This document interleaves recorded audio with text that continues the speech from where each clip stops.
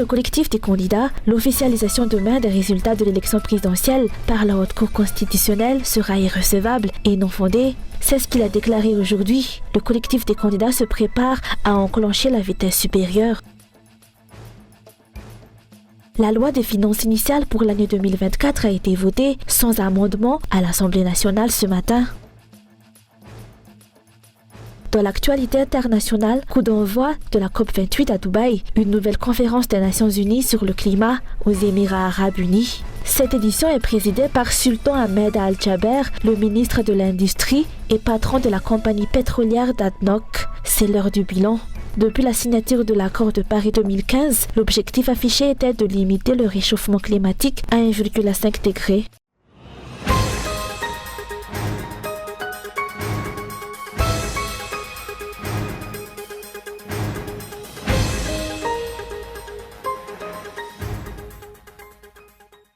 Pour le collectif des candidats, l'officialisation demain des résultats de l'élection présidentielle par la Haute Cour constitutionnelle sera irrecevable et non fondée. C'est ce qu'il a annoncé ce jour au QG du candidat Siten Rajana Solnek à Antoine Manchez. Le collectif des candidats a fait valoir que la lutte qui a été commencée doit être achevée dans l'intérêt de la nation et des générations futures.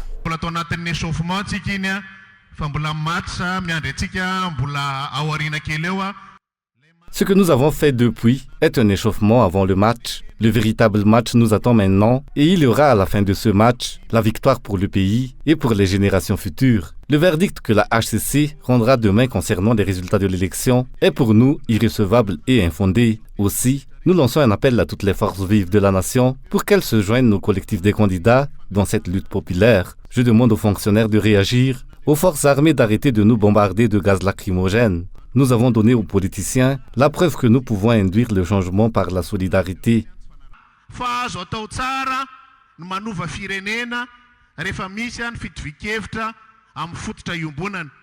Il est désormais prouvé que toutes les requêtes des citoyens et du collectif des candidats sont fondées et recevables, a souligné le collectif des candidats. Les porte-paroles du candidat Siten Rajana Solnek ont fait valoir que compte tenu de toutes les irrégularités, du non-respect des lois en vigueur, de toutes les anomalies enregistrées pendant le scrutin, ils avaient introduit plusieurs requêtes auprès de la Haute Cour constitutionnelle, dont l'annulation du scrutin dans le pays tout entier, l'annulation des résultats provisoires de la CENI et l'annulation des voix obtenues par le candidat Andradouil. Le collectif des candidats a réuni aujourd'hui toutes les composantes des forces vives du pays, dont les représentants des syndicats, des députés, de la coalition des observateurs nationaux, des politiciens, de la société civile, des chefs coutumiers et traditionnels et des représentants des 23 régions de Madagascar.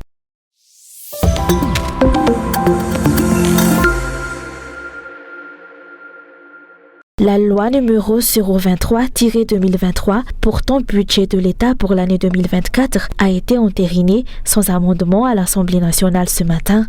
Les 22 articles constituant cette LFI 2024 ont été votés sous modification des 3 points majeurs qui la constituent. Il n'y a pas eu de débat au sein de l'Assemblée nationale. 63 députés l'ont immédiatement validé et un s'est abstenu de voter. Plusieurs députés de l'opposition ont quant à eux quitté la salle dès le début du vote. La présidente de la commission d'évaluation des politiques publiques a soulevé un point à rectifier dans cette LFI.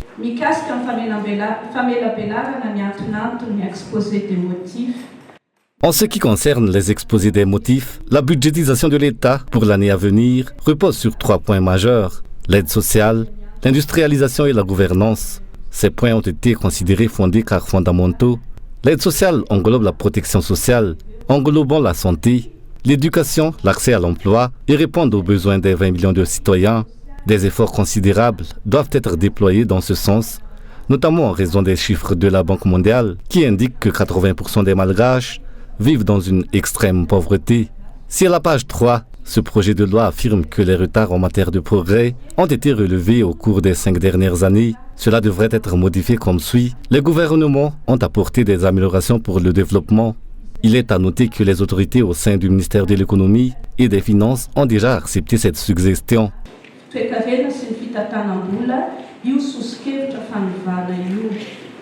3 députés de l'opposition ont voté en faveur de cette loi. Cependant, ils ont réaffirmé leur engagement en tant que membres de l'opposition. La loi de finances initiale revêt une importance fondamentale pour la nation, indépendamment de nos idéologies. Madagascar étant le deuxième pays le plus pauvre, il est impératif d'adopter une stratégie visant à le relever. Le temps presse, c'est la raison pour laquelle nous avons voté en faveur de cette loi. Je demeure dans l'opposition.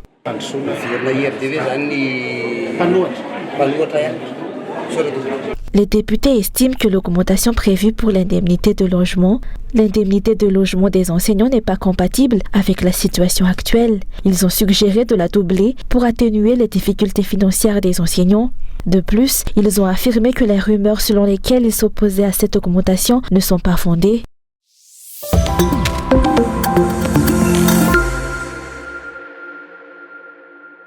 La hâte de la HCC a publié demain les résultats officiels de l'élection corroborent les inquiétudes quant à l'intégrité de cette institution selon plusieurs politiciens. Dans l'attente de ces résultats officiels, les citoyens se demandent si la HCC accomplira son devoir ou persistera à enfreindre la loi en invoquant l'irrévocabilité de ses décisions ou en prétendant que les requêtes sont recevables mais ne sont pas fondées. Selon les politiciens, la HCC n'est pas neutre. Elle est du côté du gouvernement qui n'agit que pour préserver les intérêts d'Andrazuil. Un exemple flagrant est l'acceptation de la candidature de ce dernier qui n'a pourtant plus la nationalité malgache.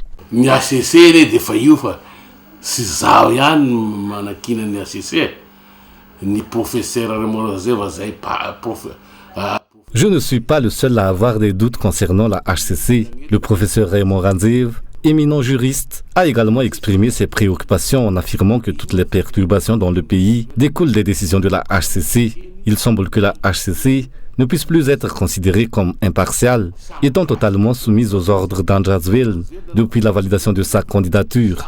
Lors de sa conférence de presse à Yavlou, Andrazuil a affirmé avoir demandé la nationalité française pour ses enfants. Malgré cette affirmation, la HCC a néanmoins validé sa candidature. Cependant, la situation ne concerne pas seulement la HCC, mais l'armée aussi, compte tenu de leur dernière déclaration. Bien qu'elle soit censée protéger la souveraineté nationale, elles ne réagissent pas au fait qu'Andrazuil n'est plus malgache. Au contraire, elles le protègent. Cette situation rappelle les événements de 1947, où des forces armées sénégalaises ont été utilisées par les colons. Actuellement, Andrazuil utilise les forces armées malgaches contre les malgaches qui défendent la souveraineté nationale. Sénégalais, nous, on a pêché une vaza. Face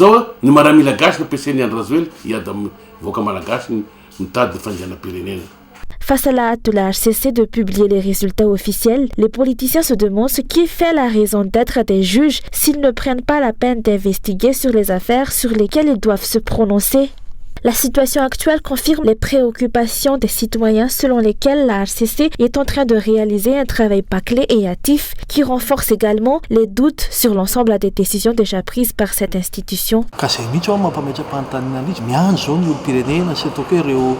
Les citoyens ainsi que tous les partis de l'opposition attendent les résultats de l'élection en se demandant s'ils seront traités de la même manière qu'en 2018 où les requêtes ont été déclarées recevables mais non fondées. Ces requêtes et plaintes devraient être minutieusement étudiées dans l'intérêt de la nation. Les actions de la HCC ne font que renforcer les inquiétudes des citoyens. Objectivement, la proclamation des résultats de l'élection est précipitée.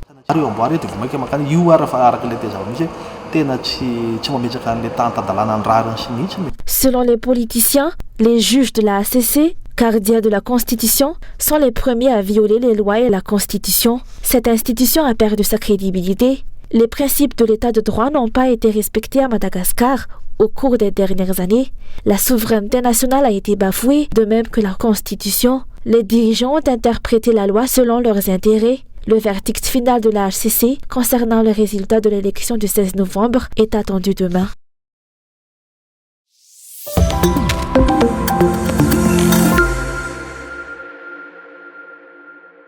Les Nations Unies ont pris la décision d'émettre un code de conduite volontaire visant à garantir la véracité et l'intégrité des informations sur la situation à Madagascar. Suite à leur rencontre avec des journalistes et des organisations de la société civile aujourd'hui, actuellement, de nombreuses formes de non-respect des droits de l'homme sont observées dans le pays, en particulier sur les réseaux sociaux. C'est pourquoi les Nations Unies ont appelé en consultation les organisations, les politiciens, les étudiants, la société civile et d'autres acteurs pour discuter des solutions durables à ce problème. La réunion d'aujourd'hui s'est focalisée sur la manière de protéger et d'éduquer les enfants et les jeunes. Le gouvernement a une grande responsabilité à cet égard.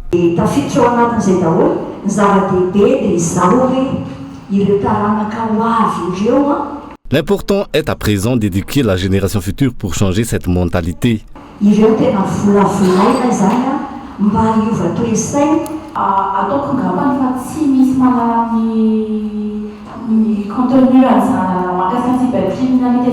Que devraient contenir les lois sur la cybercriminalité? C'est au gouvernement d'établir les cadres légaux et juridiques appropriés pour l'utilisation des réseaux sociaux.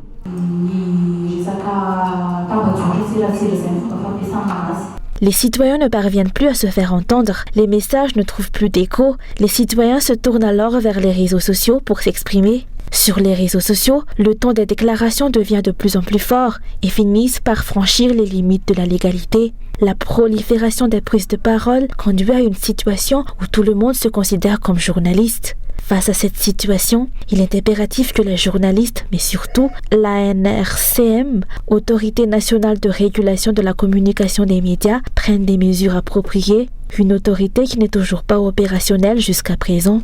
De nombreuses suggestions ont été avancées afin d'établir des procédures qui respectent l'éthique et protègent les droits de l'homme. Pour traiter une information, il est crucial d'en avoir la compétence et le faire de manière éthique. De plus, la responsabilité d'établir des lois sur la cybercriminalité incombe au gouvernement. Il est impératif de prendre des mesures dès le plus jeune âge et de sensibiliser tous ceux impliqués dans la transmission d'informations, ainsi que tous ceux qui se sentent concernés par cela, organisations ou sociétés civiles.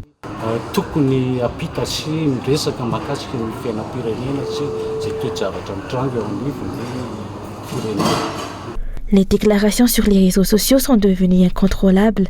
Calomnie, insultes et vengeance y règnent et génèrent des conflits au sein de la communauté. Selon les Nations Unies, ces consultations sont impératives. C'est pourquoi elles entreprennent ces démarches à l'échelle mondiale. Elles envisagent d'instaurer une nouvelle stratégie afin de garantir le respect des droits de l'homme en matière d'information et d'utilisation des réseaux sociaux. Cela se concrétisera par l'établissement d'un code de conduite volontaire pour la publication d'informations.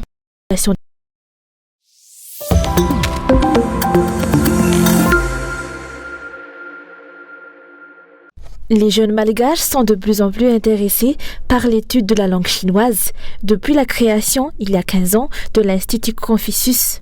Il s'agit du seul centre de formation en la matière au sein de l'université d'Antananarivo. Selon la directrice de cet institut, plus d'1 millier de personnes suivent des cours dans cet institut, dont des jeunes, des enfants et des adultes. Certains suivent une formation spécialisée et d'autres choisissent la langue et la culture chinoise comme filière pour leurs études supérieures.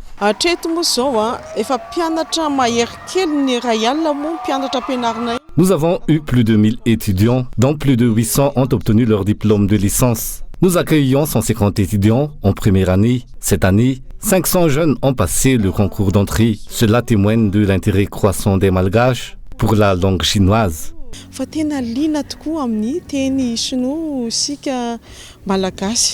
La maîtrise du chinois offre une large étendue d'opportunités professionnelles, au-delà de la traduction, souvent perçue comme la seule voie pour les étudiants en langue étrangère. Les diplômés de ce centre de formation bénéficient également d'avantages tels que des bourses et d'autres opportunités.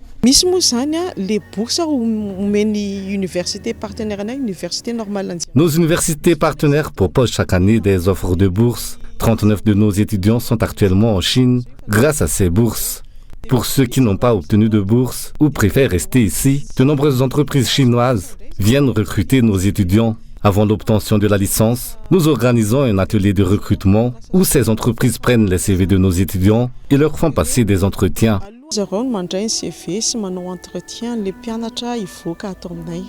L'Institut Confucius de l'Université d'Antananarivo a marqué son 15e anniversaire aujourd'hui. Cette célébration a été l'occasion pour les représentants des deux pays de réaffirmer leur volonté mutuelle de soutenir le développement des cultures chinoises et malgaches.